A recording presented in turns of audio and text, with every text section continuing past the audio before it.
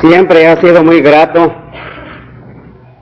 el hecho de estar reunidos en este tipo de conferencias, en esas actividades, que seguramente no es la primera vez que nos vemos, al menos la mayoría de los que aquí estamos. Ya en más de una ocasión hemos experimentado esta gran bendición de parte de nuestro Padre Celestial, el hecho de que nos reunimos en su nombre y nos vemos, fomentamos más nuestro compañerismo cristiano, y a hermanos que no conocemos o no hemos conocido, tenemos la oportunidad de conocerles y de estrechar sus manos. Una vez más, en lo personal, dando gracias a nuestro Padre Celestial por esta oportunidad que nos da para reunirnos con nuestros hermanos de esta región, de gozarnos con ellos, de estudiar juntos la palabra de Dios, puesto que es nuestro principal objetivo. Así que, hermanos, nos da mucho gusto volverles a ver. Y también agradeciendo la invitación que se me ha hecho para estar con ustedes durante estas noches y estudiar la palabra de Dios todos juntos. Gracias a los hermanos organizadores de estas conferencias por esta invitación. Que el Señor les bendiga, y no dudamos que este esfuerzo que se hace en el nombre del Señor no va a ser en vano. De hecho, este tipo de esfuerzos nunca es en vano, puesto que el Señor está involucrado en esto. Si le invocamos en nuestras oraciones, pedimos su asistencia, una asistencia espiritual que es real, puesto que Él ha prometido estar en medio de aquellos que invocan su nombre. Así que gracias una vez más a los hermanos que me han invitado y a nuestro Padre Celestial por el hecho, pues, de estar aquí reunidos en esta ocasión. Y a todos los hermanos en Cristo, una vez más les decimos que nos gozamos con volverles a ver, volverles a saludar, oír sus voces, estrechar sus manos, y a tantos hermanos que también nos estarán hablando de la palabra durante el día, como ya lo hicieron algunos en este día. De modo que vamos a aprovechar nuestros momentos que tenemos aquí en nuestra reunión para entrar de lleno al estudio de la palabra de Dios en esta ocasión. Los que jamás nacieron es el asunto que estaremos considerando. Un asunto que es de vital importancia ponerle atención. Un asunto que no dudo va a hacernos reflexionar en nosotros mismos. Los que jamás nacieron. ¿Quiénes son estos? ¿A quiénes nos referimos? Por supuesto que no estamos hablando de un nacimiento físico. Ahora, aquí, en esta asamblea, estamos presentes los que hemos nacido humanamente hablando. Estamos presentes los que hemos nacido desde el punto de vista físico. Así pues, descartamos el nacimiento humano. Es el apóstol Pablo quien en segunda carta a los Corintios capítulo 5 y versículo 17 hace esta declaración tan conocida. De modo que si alguno está en Cristo, nueva criatura es. Las cosas viejas pasaron, he aquí todas son hechas nuevas. Aquí se habla de un nacimiento espiritual, de un nacimiento en Cristo. Y seguramente usted recordará también la declaración de nuestro Señor Jesucristo a aquel hombre llamado Nicodemo cuando le dice: de cierto te digo, que el que no naciere de agua y del Espíritu no puede entrar en el reino de Dios. Lo que es nacido de la carne, carne es, y lo que es nacido del Espíritu, Espíritu es. Juan capítulo 3, versículos 5 al 7. Nuestro tema, los que jamás nacieron, hace referencia precisamente a los que nunca han experimentado el nacimiento espiritual en Cristo, los que nunca experimentaron ser nuevas criaturas, los que nunca han andado en novedad de vida.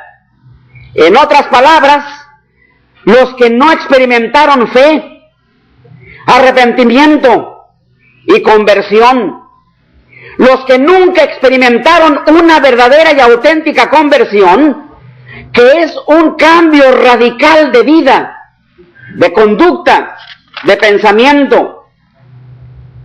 Ahora bien, Vayamos a las Escrituras para ver qué es lo que las mismas Escrituras nos dicen acerca de la condición que guardan aquellos que jamás nacieron. El apóstol Pedro en su primera epístola, pero en el capítulo 3, versículos 18 al 20, nos hace pensar en un asunto que no debemos pasarlo inadvertido. Nos hace pensar en algo que afecta nuestras almas, ya sea en el aspecto positivo o en el aspecto negativo, desde el punto de vista de que uno esté apreciando estas Escrituras. Primera de Pedro, capítulo 3, versículo 18 al 20, dice así: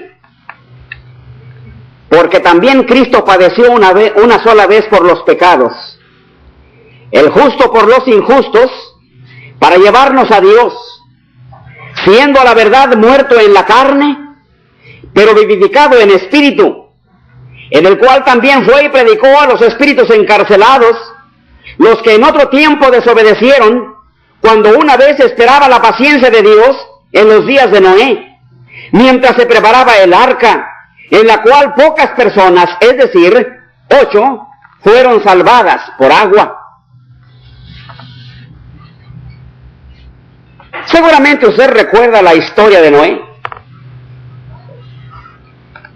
¿Cómo es que cuando murió el anciano Matusalén, a la edad de 969 años, no quedó sino un solo hombre justo sobre la faz de la tierra? Noé. Y seguramente usted recordará que cómo es que Dios ordenó a Noé la construcción del arca, habiéndole hablado de sus planes de destruir a aquella generación perversa, pero a la vez que Noé habría de estar al estar construyendo el arca, predicaría a los hombres el mensaje de Dios. Y luego la venida del diluvio, cuando todo mundo pereció bajo las potentes aguas del mismo. Pues bien, como unos 2450 años después de que ellos se hundieron sin sepultura en aquel abrumador diluvio, el apóstol escribió acerca de sus almas, hablando de ellas como los espíritus encarcelados. Sus cadáveres habían flotado a la vista de los ángeles cuando miraron desde el cielo el horrible diluvio. Pero 2450 años más tarde, el apóstol Pedro escribió: sus espíritus están encarcelados, siendo así guardados para juicio. Y en este mismo capítulo 2 de segunda de Pedro, más bien en el primera de Pedro capítulo 2, y ahora los versículos del 4 al 9, es el apóstol Pedro quien está hablando ahí de esas almas desobedientes que están ahí guardando o esperando el justo juicio de Dios. Estas almas o espíritus encarcelados son espíritus en prisión, espíritus detenidos, reservados para ser castigados en el juicio final. Pero debemos hacer notar una cuestión muy importante.